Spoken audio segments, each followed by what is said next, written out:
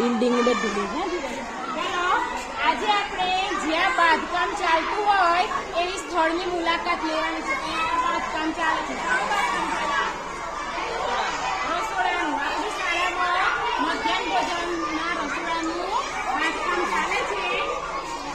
એનો ગીત આપણે એને પૂછી અને લખવાનું છે. શાનું બાંધકામ ચાલે તો લખો રસોડાનું. રસોડાનું. કેટલા માણસો કામ કરી રહ્યા છે? 5. લખો 5. લખ્યું 5. પછી તેઓ કયા પ્રકારનું કામ કરી રહ્યા છે? શું કામ ચાલે છે અત્યારે? કડિયા કામ.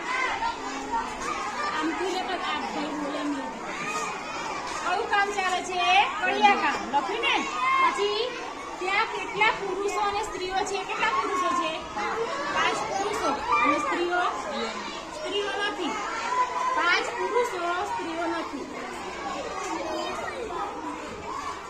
પછી તે લોકોને દરરોજ કેટલા રૂપિયા મળે છે? કેટલા રૂપિયા મળે? કારીગરના 800 અને મજૂરના 400. કારીગર 800 અને મજૂરના 400 રૂપિયા. લખ્યા ને?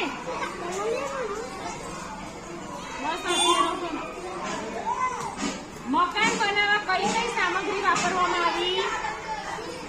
બોલો. સિમેન્ટ, રેતી, કચ્ચી, ઈંટો. ચાલો.